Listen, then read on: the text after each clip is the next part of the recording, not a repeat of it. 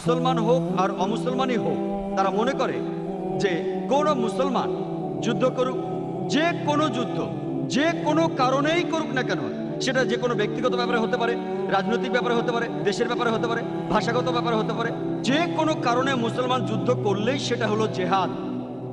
অমুসলমানরা এবং এমনকি মুসলমানরাও একটি ভুল করে যে কোনো মুসলমান যুদ্ধ করলেই তাকে নাম দেয় জিহাদ। এই জিহাদ শব্দটি এসেছে আরবি শব্দ জাহাদা থেকে, যার মানে চেষ্টা করা, যার মানে পরিশ্রম করা, যার মানে উদ্যমী হওয়া। এবং ইসলামিক অভিধান অনুযায়ী জিহাদ শব্দটির অর্থ কারো অসৎ প্রবৃত্তির বিরুদ্ধে সর্বশক্তি দিয়ে লড়াই করা। জিহাদের অর্থ হলো চেষ্টা করা, সমাজের উন্নতি করা।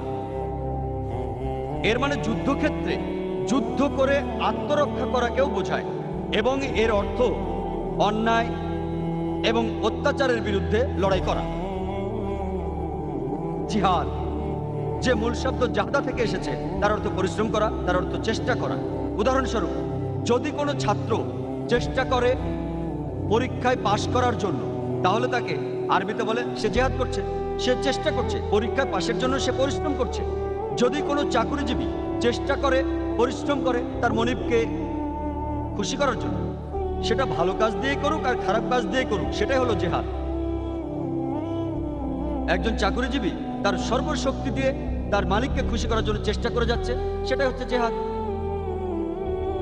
জিহাদ মানে সর্বশক্তি দিয়ে চেষ্টা করা। কোনো রাজনীতিবিদ যদি চেষ্টা করে ভোট পাওয়ার জন্য, সেটা ভালোভাবেই হোক আর খারাপভাবেই হোক, সেটাকেই বলা হচ্ছে আরবিতে জিহাদ। জিহাদ সম্পর্কে আরো একটি ভুল ধারণা মানুষের মধ্যে আছে। যে কোনো মানুষই ভাবে, মুসলমান হোক আর অমুসলমান হোক, যে জিহাদ শুধুমাত্র মুসলমানরাই করে থাকে। মূলত কোরআনের বাণীতে আল্লাহ সুবহানাহু ওয়া তাআলা বলেছেন যে অমুসলমানেরাও জিহাদ করে। পবিত্র কোরআনের সূরা লোকমানের 14 নম্বর আয়াতে উল্লেখ করা আছে যে আমি মানবজাতিকে তাদের পিতামাতার প্রতি সহানুভূতিশীল থাকার নির্দেশ দিয়েছি, ঠিক যেভাবে তাদের মা অনেক যন্ত্রণা পেয়ে জন্ম দিয়েছেন এবং বছরের পর বছর লালন পালন করেছেন। এরপর সূরা লোকমানের 15 নম্বর আয়াতে উল্লেখ করা হয়েছে যে কিন্তু যদি তারা চেষ্টা করে, মানে তোমাদের পিতামাতা যদি চেষ্টা করে, তোমাদের চাপ দেয় অন্য কারো ইবাদত করার জন্য আল্লাহ ছাড়া, মানে আল্লাহ ব্যতীত, যাদের সম্পর্কে তোমাদের কোনো ধারণা নেই। কোরআনে আছে যদি তোমাদের পিতামাতা তোমাদের চাপ দেয়, চেষ্টা করে, জিহাদ করে, আল্লাহ ছাড়া অন্য কারো ইবাদত করানোর চেষ্টা করে, তাহলে তাদের অমান্য করো। যেহেতু কোরআনে বলেছে অমুসলিমরাও জিহাদ করে, একই কথা রিপিট হয়েছে পবিত্র কোরআনের সূরা আনকাবুতের 8 নম্বর আয়াতে।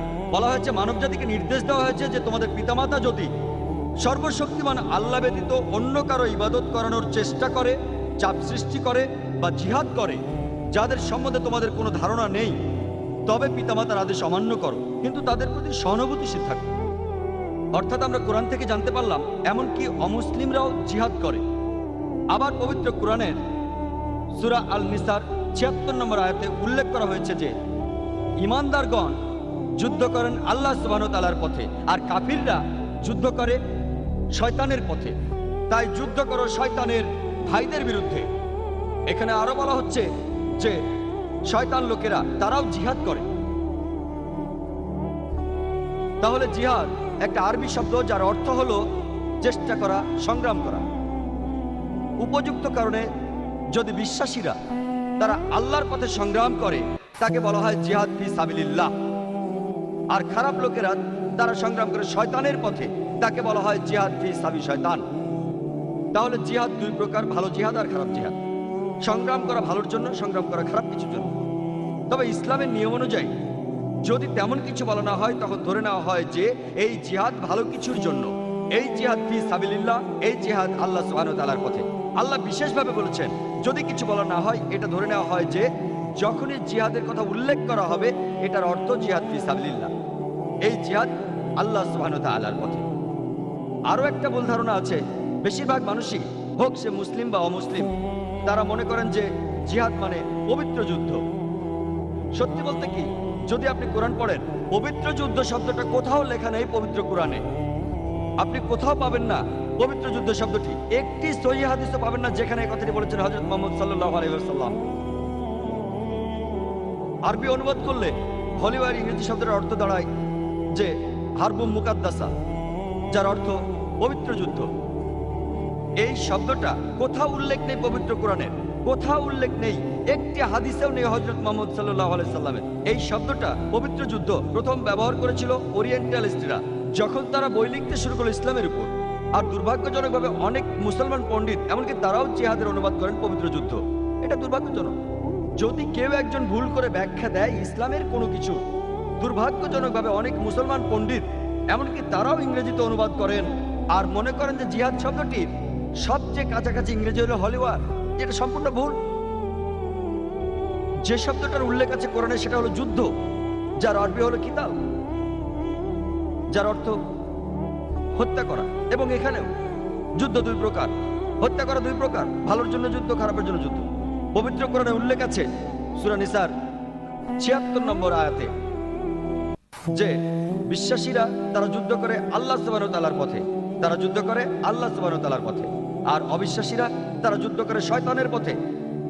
তাহলে বিশ্বাসীরা তারা যুদ্ধ করে শয়তানের ভাইদের বিরুদ্ধে, তার অর্থ খারাপ লোকেরা তারা যুদ্ধ করে শয়তানের পথে, আর ভালো লোকেরা তারা যুদ্ধ করে মহান স্রষ্টার পথে।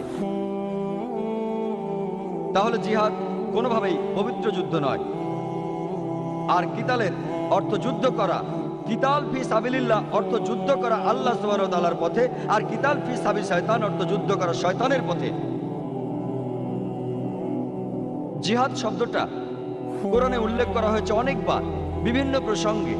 এই শব্দটা ব্যবহার করেছেন আমাদের প্রিয় নবী হযরত মুহাম্মদ সাল্লাল্লাহু আলাইহি ওয়াসাল্লাম নির্ভরযোগ্য অনেক হাদিসে। যদি আপনি কোরআন পড়েন, পবিত্র কোরআনের সূরা হজের ৭৮ নম্বর আয়াতে উল্লেখ করা আছে যে চেষ্টা করো আল্লাহ সুবহানাহু ওয়া তাআলার পথে, যেভাবে চেষ্টা করা উচিত আন্তরিকভাবে আর নিয়মের সাথে। চেষ্টা করো আল্লাহ সুবহানাহু ওয়া তাআলার পথে আর যেভাবে তোমার চেষ্টা করা উচিত। পবিত্র কোরআনের সূরা তাওবার ২০ নম্বর আয়াতে উল্লেখ আছে যে সেই সব বিশ্বাসীদের জন্য যারা হিজরত করে আর চেষ্টা করে শক্তি আর বুদ্ধি দিয়ে আল্লাহ সুবহানাহু ওয়া তাআলার পথে, তাদের শরীর, সম্পদ আর সম্পত্তি দিয়ে। এই লোকগুলোই হচ্ছে তারা যারা সর্বোচ্চ পুরস্কার পাবে পরবর্তী জীবনে, জাহান্নামের আগুন থেকে তারা মুক্তি পাবে। এর অর্থ হচ্ছে এখানে বলা হয়েছে যে সেই সব লোক যারা হিজরত করে, তারা যদি সংগ্রাম করে, যদি জিহাদ করে, যদি চেষ্টা করে সর্বশক্তিমান আল্লাহর পথে, ভালো কাজ করে, যাবতীয় সম্পদ দিয়ে, স্বাস্থ্য দিয়ে, অর্থ দিয়ে, সময় দিয়ে, এই লোকগুলো সর্বোচ্চ সম্মান পাবে পরবর্তী জীবনে এবং তারা বেহেশতে যাবে। একই কথার উল্লেখ আছে আমাদের প্রিয় নবী হযরত মুহাম্মদ সাল্লাল্লাহু আলাইহি সাল্লামের হাদিসে। সহিহ বুখারীর ৪র্থ খণ্ডে ৪৬ নম্বর হাদিসে আমাদের প্রিয় নবী হযরত মুহাম্মদ সাল্লাল্লাহু আলাইহি সাল্লাম বলেছেন যে একজন মুজাহিদ যে চেষ্টা করে আল্লাহ তাআলার পথে, আর আল্লাহ নিজেই জানেন কোন মানুষটা জিহাদ করে তার পথে আন্তরিকতার সাথে। যেমন একজন মানুষ যিনি নিয়মিত রোজা রাখেন আর নামাজ পড়েন, আর যদি কোনো ব্যক্তি যে একজন মুজাহিদ আল্লাহর পথে চেষ্টা করেন, তিনি যদি নিহত হন তিনি বেহেশতে যাবেন, আর যদি তিনি ফিরে আসেন তিনি আসবেন বড় কোনো পুরস্কার নিয়ে আর গনিমতের মাল নিয়ে। জিহাদ শব্দটা পবিত্র কোরআনে বেশ কিছু জায়গায় উল্লেখ করা হয়েছে। আল্লাহ সুবহানাহু ওয়া তাআলা কোরআনের সূরা আনকাবুতের ৬ নম্বর আয়াতে বলেছেন, সেখানে আছে যে চেষ্টা করো আল্লাহ সুবহানাহু ওয়া তাআলার পথে, যেভাবে তোমার চেষ্টা করা উচিত। কিন্তু আল্লাহ সুবহানাহু ওয়া তাআলার কোনো অভাব নেই। তার মানে তুমি যদি চেষ্টা করো আল্লাহ সুবহানাহু ওয়া তাআলার পথে, তুমি নিজের জন্যই চেষ্টা করছো, কারণ আল্লাহ সুবহানাহু ওয়া তাআলা সৃষ্টিকর্তা, তার কোনো অভাব নেই। এটা নির্দেশ করছে যদি আপনি চেষ্টা করেন সর্বশক্তিমান স্রষ্টার পথে, সেটা আপনার নিজের ভালোর জন্য। এটা সর্বশক্তিমান স্রষ্টার ভালোর জন্য নয়, কারণ তিনি তার সৃষ্টির কোনো কিছুর উপর নির্ভরশীল নন, তিনি স্বনির্ভর, অন্য কারো সাহায্যের তার প্রয়োজন নেই। যদি আপনি চেষ্টা করেন, এখানে বলা হচ্ছে সেটা আপনার ভালোর জন্য।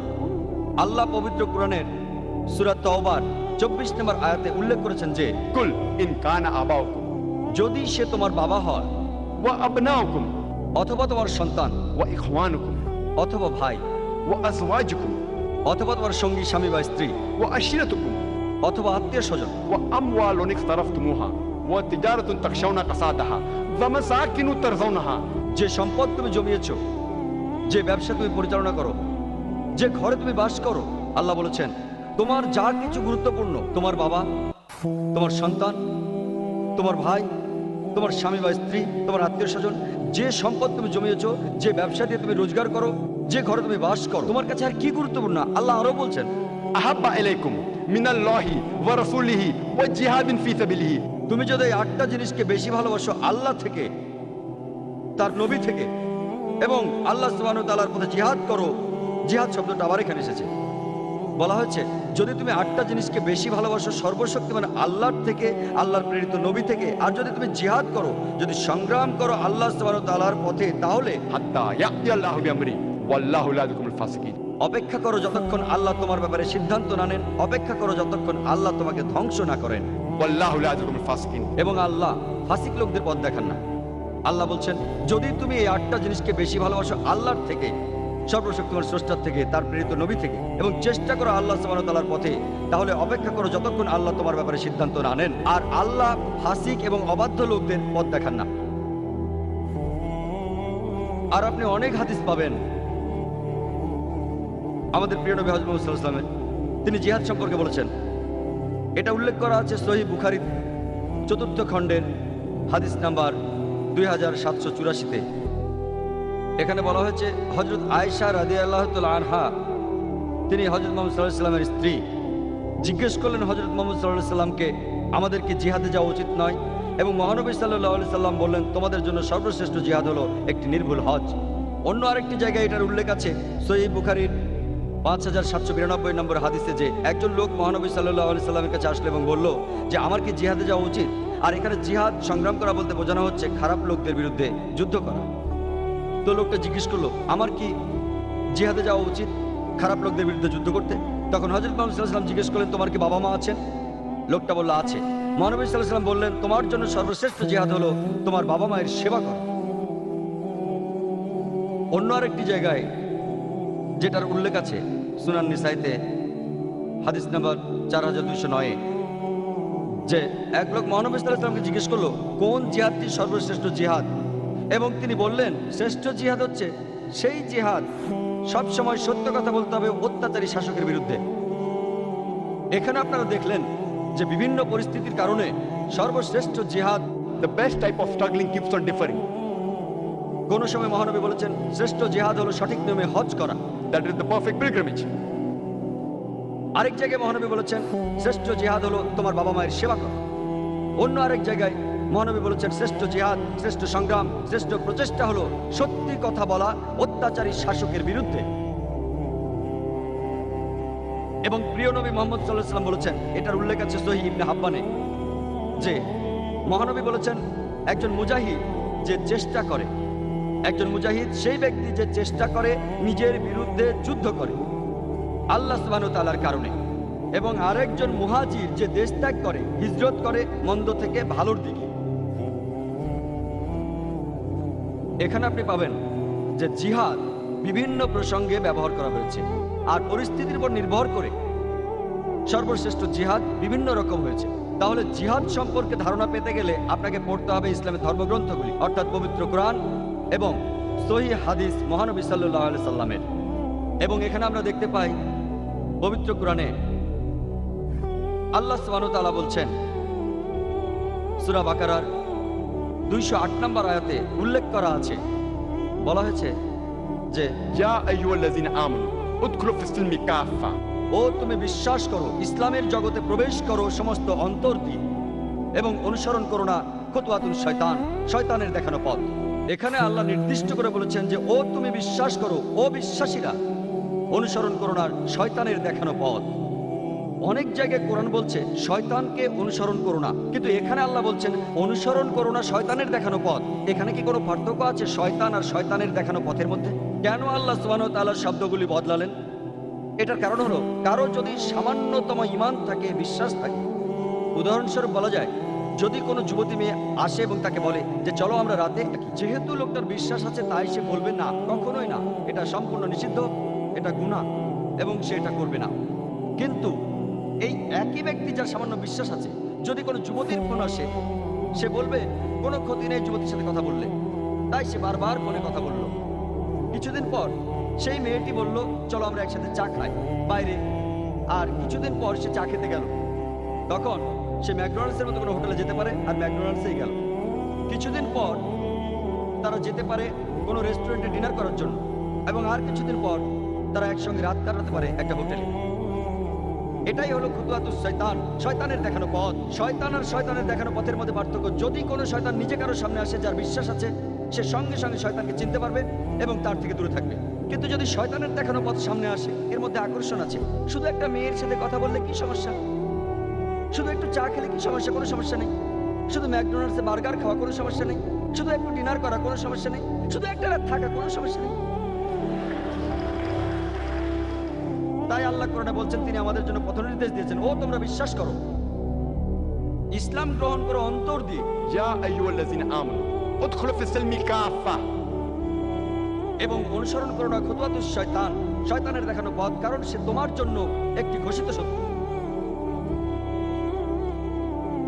এবং সর্বশ্রেষ্ঠ উপায়গুলির একটি সর্বশ্রেষ্ঠ জিহাদ, একটি সর্বশ্রেষ্ঠ সংগ্রাম হলো তাদের কাছে সত্যের বাণী নিয়ে যাওয়া যারা এটা সম্পর্কে জানে না।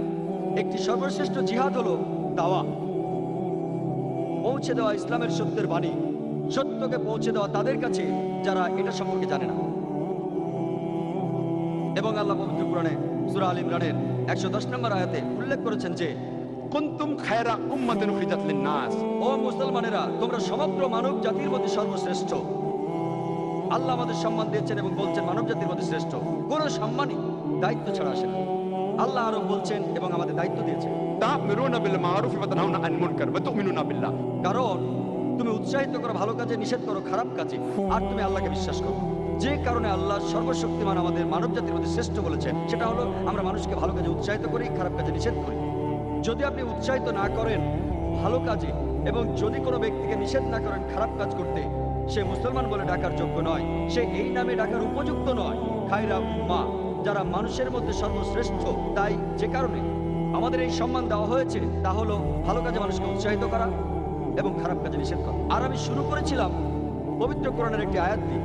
সূরা ইসরার 81 নম্বর আয়াতে উল্লেখ আছে যে, وقل جاء الحق وزهق الباطل إن الباطل كان زهوقا যখন সত্যকে মিথ্যের মতো শোনায়, মিথ্যে ধ্বংস হয়, কারণ মিথ্যে তার নিজের কারণে নিজে ধ্বংস হতে বাধ্য। এটা একটা কর্তব্য প্রত্যেক মানুষের জন্য। তার উচিত হবে সত্যটা পৌঁছে দেয়া তাদের কাছে যারা এটা সম্পর্কে কিছুই জানে না। এটাই কারণ একটি প্রধান শর্ত, যে কোনো মানুষের বেহেশত পেতে হলে কিছু শর্ত পবিত্র কোরআনে সূরা আল আসরের 1 থেকে 3 নম্বর আয়াতে উল্লেখ করা হয়েছে যে, والعصر إن الإنسان لفي خسر إلا الذين آمنوا وعملوا الصالحات وتواصوا بالحق وتواصوا بالصبر সময়ের সাথে সাথে সব কিছুই হারিয়ে যাবে, শুধু থাকবে যাদের বিশ্বাস আছে, যারা ভালো কাজ করে, যারা মানুষকে সত্যের পথে নিয়ে আসে এবং যারা মানুষকে ধৈর্য ও অধ্যবসায়ের পথে নিয়ে আসে। শুধুমাত্র বিশ্বাস আপনাকে বেহেশতে নিয়ে যেতে পারে না, বিশ্বাসের পাশাপাশি আপনাকে ভালো কাজ করতে হবে, মানুষকে সত্যের পথে নিয়ে আসতে হবে এবং মানুষকে ধৈর্য আর অধ্যবসায়ের পথে আনতে হবে। যদি এর কোনো একটি শর্ত পূরণ না হয়, সাধারণ অবস্থায় কোরআনের আয়াত অনুযায়ী আপনি প্রবেশ করতে পারবেন না জান্নাতে, আপনি পাবেন না বেহেশত। এবং আজকে আমরা দেখি যে আন্তর্জাতিক মিডিয়া, হোক সেটা স্যাটেলাইট টিভি চ্যানেল, হোক সেটা খবর কাগজ, হোক সেটা কোনো ম্যাগাজিন, আপনি দেখবেন যে ইসলামকে তোপের মুখে রাখা হয়েছে। এমনকি ইন্টারনেটেও বহু মিথ্যে খবর আছে ইসলাম সম্পর্কে। এবং আমি ব্যক্তিগতভাবে রিচার্ড হেন্ডসের মন্তব্যের সাথে একমত, যিনি আমেরিকার কনসাল জেনারেল চেন্নাইতে। তিনি বলেছিলেন যে আমেরিকান জাতি কখনো ইসলামের বিরুদ্ধে নয়। আমি তার সাথে একমত। আমি বেশ কয়েকবার আমেরিকা গিয়েছি। আমেরিকার সমস্ত লোকজন আমি তার সাথে একমত। আমেরিকার সমস্ত লোকজন ইসলামের বিরুদ্ধে নয়। আর একই কথা আমি ইন্ডিয়ান ভাইদের বলছি যে ইন্ডিয়ান হিন্দুরা সবাই ইসলামের বিপক্ষে না, তারা বিপক্ষে না। আমাদের অনেক হিন্দু বন্ধু রয়েছে, কোনো সমস্যা নেই। এটা হতে পারে ছোট্ট একটা দল ইন্ডিয়ান, নিজেদের সুবিধার জন্য তারা ইসলামের নিন্দা করে। এটা হতে পারে ছোট্ট একটা দল ইউরোপিয়ানদের, নিজেদের লাভের জন্য তারা চেষ্টা করে ইসলামের নিন্দা করতে, তাদের নিজেদের ব্যক্তিগত কারণ। কিছু মানুষ কারণ তারা ক্ষমতা যেতে চায়, এটা একটা সহজ ভোট ব্যাংক, দুই ধর্মের মানুষকে আলাদা করে রাখা। কিছু মানুষ রাষ্ট্রপ্রধানের ভুলগুলোকে নিয়ে যায় অন্য পথে, তার চিন্তাটাকে অন্যদিকে নিয়ে যায়, অন্য আরেক ঘটনা তৈরি করে ইসলামকে তোপের মুখে রেখে। তাই আমি মেনে নিচ্ছি যে সব মিলিয়ে আমেরিকান জাতি ইসলামের বিপক্ষে না, সব মিলিয়ে ইন্ডিয়ান অমুসলিমরা ইসলামের বিপক্ষে না। এটা শুধুমাত্র হাতে গোনা কয়েকজন, আর এই কটা লোকই মিডিয়াকে কন্ট্রোল করছে। ভাবে রিচার্ড হ্যান্ডসের মন্তব্যের সাথে একমত, যিনি আমেরিকার কনসাল জেনারেল চেন্নাইতে। তিনি বলেছিলেন যে আমেরিকান জাতি কখনো ইসলামের বিরুদ্ধে নয়। আমি তার সাথে একমত। আমি বেশ কয়েকবার আমেরিকা গিয়েছি। আমেরিকার সমস্ত লোকজন আমি তার সাথে একমত। আমেরিকার সমস্ত লোকজন ইসলামের বিরুদ্ধে নয়। আর একই কথা আমি ইন্ডিয়ান ভাইদের বলছি যে ইন্ডিয়ান হিন্দুরা সবাই ইসলামের বিপক্ষে না, তারা বিপক্ষে না। আমাদের অনেক হিন্দু বন্ধু রয়েছে, কোনো সমস্যা নেই। এটা হতে পারে ছোট্ট একটা দল ইন্ডিয়ান, নিজেদের সুবিধার জন্য তারা ইসলামের নিন্দা করে। এটা হতে পারে ছোট্ট একটা দল ইউরোপিয়ানদের, নিজেদের লাভের জন্য তারা চেষ্টা করে ইসলামের নিন্দা করতে, তাদের নিজেদের ব্যক্তিগত কারণ। কিছু মানুষ কারণ তারা ক্ষমতা যেতে চায়, এটা একটা সহজ ভোট ব্যাংক, দুই ধর্মের মানুষকে আলাদা করে রাখা। কিছু মানুষ রাষ্ট্রপ্রধানের ভুলগুলোকে নিয়ে যায় অন্য পথে, তার চিন্তাটাকে অন্যদিকে নিয়ে যায়, অন্য আরেক ঘটনা তৈরি করে ইসলামকে তোপের মুখে রেখে।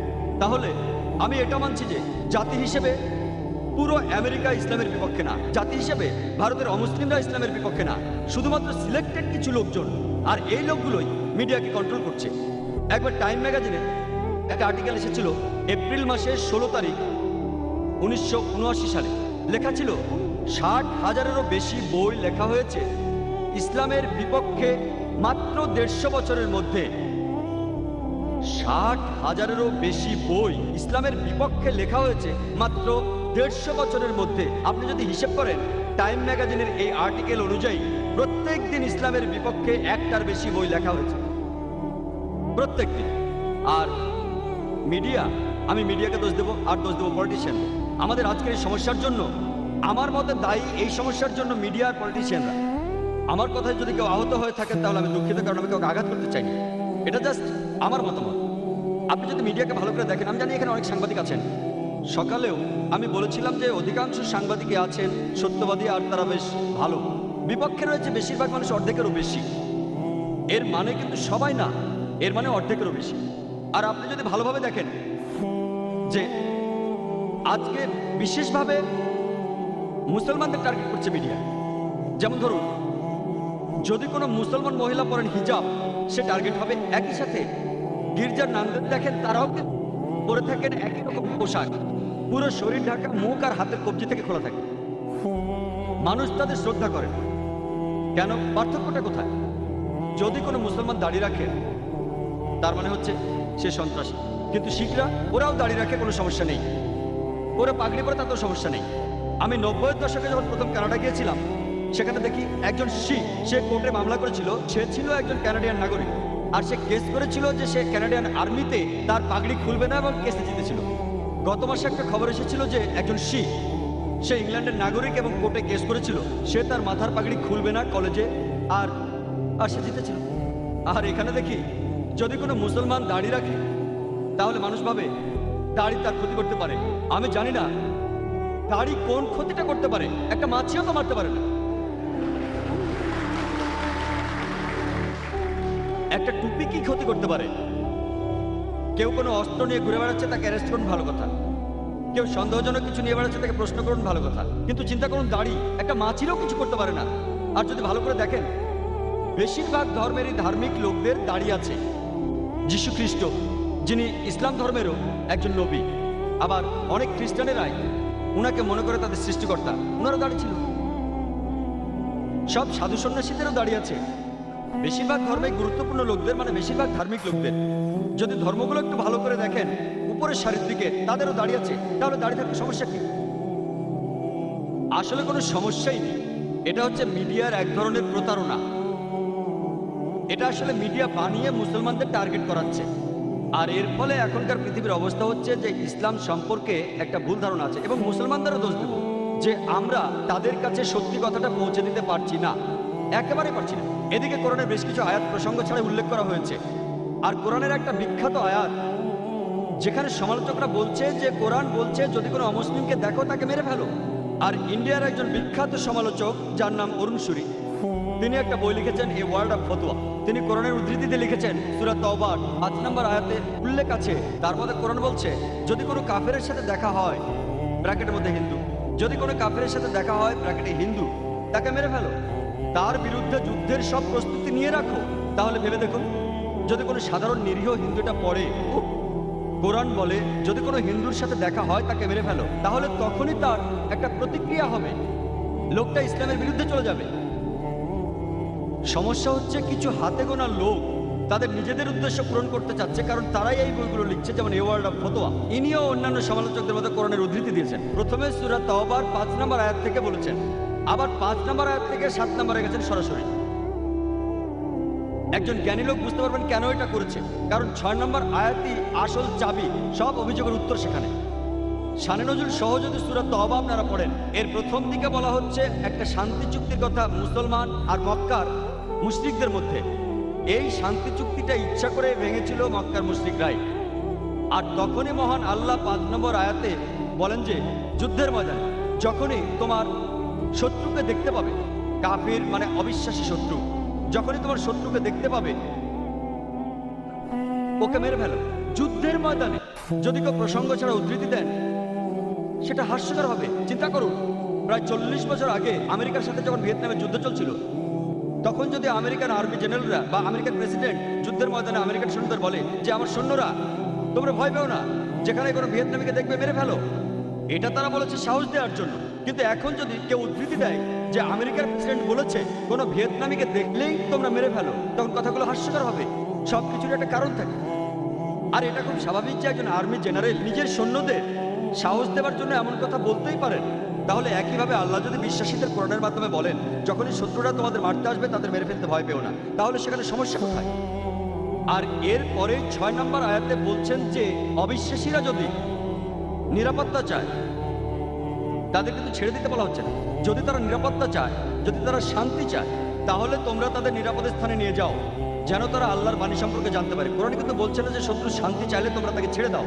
কোরআন বলছে তাদের নিরাপদ স্থানে তোমরা নিয়ে যাও। আজকের দিনে সবচেয়ে মহৎ জেনারেল, সবচেয়ে শিক্ষিত সৈন্য হয়তো বলবে শত্রু যদি শান্তি চায় তোমরা তাকে ছেড়ে দাও। কোনো আর্মি জেনারেল কি বলবে তোমরা তাদের কোনো নিরাপদ স্থানে নিয়ে যাও? কিন্তু কোরআন এই কথা বলছে। যদি আপনারা প্রসঙ্গ পড়েন তাহলে আপনারা কোরআনের আসল অর্থ বুঝতে পারবেন। আর আপনারা অন্য যে কোনো ধর্মগ্রন্থ পড়েন, আমি অনেক ধর্মগ্রন্থ পড়েছি, আমি Ramayana, Mahabharata, Bible, Old Testament, New Testament, শিখদের গ্রন্থ, জৈনদের গ্রন্থ সব পড়েছি। আর আপনারা দেখতে পাবেন যে প্রায় সবগুলো ধর্মগ্রন্থেই কোনো না কোনো জায়গায় যুদ্ধের কথা বলা হচ্ছে, হত্যা করার কথা বলা হচ্ছে। আমি উদ্ধৃতি দিতে পারি, বাইবেল পড়লে দেখবেন এক্সোডাসের গ্রন্থে ওল্ড টেস্টামেন্টের অধ্যায় 22 অনুচ্ছেদ 18 থেকে 20 বলেছে হত্যা করো। এক্সোডাসের 32 নম্বর অধ্যায় বলছে হত্যা করো। নাম্বারস বলছে হত্যা করো। নিউ টেস্টামেন্টে লুকের গসপেল সেখানেও বলা হচ্ছে হত্যা করো। যীশু খ্রিস্টের গল্পটা হয়তো আপনারা জানেন। তিনি যখন গেতসেমানির বাগানে গিয়ে এক সৈন্যকে বললেন তোমাদের তরবারি বের করো, আর সৈন্যটা তখন তার তরবারি দিয়ে বাতাস কাটতে লাগলো। বুঝতেই পারছেন বেশিরভাগ ধর্মগ্রন্থে যুদ্ধকে অনুমোদন দেওয়া হয়েছে। যদি হিন্দু ধর্মগ্রন্থ পড়েন, মহাভারত তার মধ্যে একটা, তাই নয় কি? ভগবদ গীতা 2 নম্বর অধ্যায়ে আছে। আপনারা জানেন অর্জুনের খুব মন খারাপ যে তাকে তার আত্মীয়দের সাথে যুদ্ধ করতে হবে। অর্জুন বলছে কিভাবে আমার আত্মীয়দের এখানে হাজার হাজার মানুষের সামনে আমি হত্যা করব, কিভাবে আমি তাদের হত্যা করব? তাহলে এই অর্জুনকে তখন উপদেশ দিলেন তার ভগবান কৃষ্ণ। আর ভগবান কৃষ্ণ তাকে বললেন সত্যই সবচাইতে বড়, আর তুমি যখন সত্যের পক্ষে তখন তোমার শত্রুকে সেটা বড় কথা নয়, হোক তার আত্মীয় বা অন্য কিছু। আর কথাটা ঠিক, সত্যের জায়গা হচ্ছে অনেক উপরে, রক্তের সম্পর্কের চেয়েও। একই কথা পবিত্র কোরআনের সূরা নিসার 135 নম্বর আয়াতে বলা হয়েছে যে ইয়া আইয়ুহাল্লাযীনা আমানু, ও বিশ্বাসীরা সুবিচারের পক্ষে শক্ত হয়ে দাঁড়াও, সৃষ্টিকর্তার পক্ষে দাঁড়াও। এমনকি যদি তোমার বিপক্ষেও যায়, তোমার বাবা মার বিপক্ষে যায়, ধনী বা গরিবের বিপক্ষে যায়, নিশ্চয়ই আল্লাহ রক্ষা করে। যদি আপনারা অন্যান্য ধর্মগ্রন্থগুলো পড়েন, প্রায় সব গ্রন্থে কোথাও না কোথাও কোনো না কোনো সময়ে যুদ্ধের কথা বলা হয়েছে। তার মানে এই না যে আপনি এক্সোডাস থেকে উদ্ধৃতি দেবেন অথবা ভগবদ্গীতা থেকে উদ্ধৃতি দিয়ে বলবেন, যেটা সবার জানা, ভগবদ্গীতা বলে তোমার আত্মীয়দের মেরে ফেলো। এটা প্রশংসা ছাড়া উদ্ধৃতি। তাহলে বুঝতেই পারছেন যে ধর্মগুলোকে ভালোভাবে বুঝতে হলে আপনাকে যা করতে হবে তা হলো ধর্মগ্রন্থগুলো ভালোভাবে পড়া। আর যদি ধর্মগ্রন্থগুলো পড়েন তাহলে জানতে পারবেন সেখানে কি লেখা আছে, আর ওই গ্রন্থগুলো এইসব ধর্মের আসল উৎস। আপনারা জানেন যে পবিত্র কোরআনের সূরা আল মায়েদার আয়াত নম্বর 32-এ বলছে, যদি কেউ কাউকে হত্যা করে, হোক সে মুসলিম বা অমুসলিম, যদি সেটা খুনের অপরাধ বা অন্য কোনো অন্যায়ের জন্য না হয়, তাহলে সে যেন পুরো মানুষ জাতিকে হত্যা করবে। কোরআন বলছে যদি কোনো মানুষ, হোক সে মুসলিম বা অমুসলিম, কাউকে হত্যা করে, হোক সে মুসলিম বা অমুসলিম, সেটা যদি খুনের অপরাধ বা অন্য কোনো অন্যায়ের জন্য না হয়, তাহলে সে যেন পুরো মানুষ জাতিকে হত্যা করলো। এখানে আরো বলা হয়েছে, আর যদি কেউ কোনো মানুষকে বাঁচায়, তাহলে সে যেন পুরো মানুষ জাতিকে রক্ষা করলো।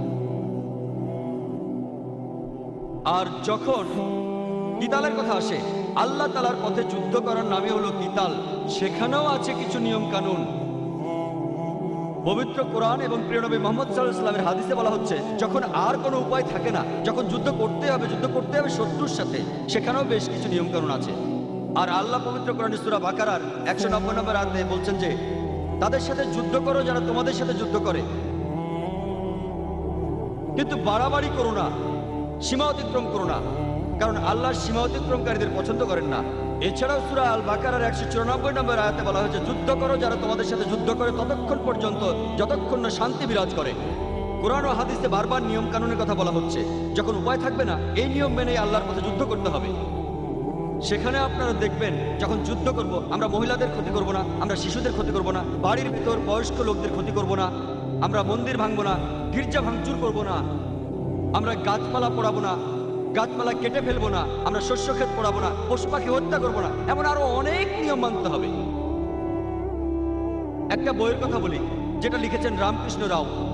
সেটা লিখেছেন মহানবী হযরত মুহাম্মদ সাল্লাল্লাহু আলাইহি ওয়াসাল্লামের জীবনের উপরে। তিনি লিখেছেন যে আমাদের নবীর জীবদ্দশায় যতগুলো যুদ্ধ হয়েছে সেই সময়ে, মোট 22 বছরে, তিনি নিজে থেকে একটা হিসেব বের করেছেন যে 1018 জন মানুষ মারা গেছে ওই যুদ্ধে। কতজন? 1018 জন। আপনারা প্রথম বিশ্বযুদ্ধের পরিসংখ্যান জানেন? কতজন মানুষ মারা গেছিল? কতজন মারা গেছিল? কতজন? 2 কোটি মানুষ, 1 কোটি সৈন্য, 1 কোটি সাধারণ মানুষ। দ্বিতীয় বিশ্বযুদ্ধ 3 কোটি মানুষ মারা গিয়েছিল, আর 3.5 কোটি আহত হয়েছিল। তুলনা করেন। আপনারা যদি পেছনের দিকে ভালো করে তাকান, তাহলে কোরআনের আয়াতগুলোর অর্থ এবং তাৎপর্য খুব ভালোভাবে উপলব্ধি করতে পারবেন। একটা খুব কমন অভিযোগ আছে ইসলামের বিরুদ্ধে, যেটা 1 নম্বর অভিযোগ, একটা ভুল ধারণা যে ইসলামের প্রসার ঘটেছে তরবারির মাধ্যমে।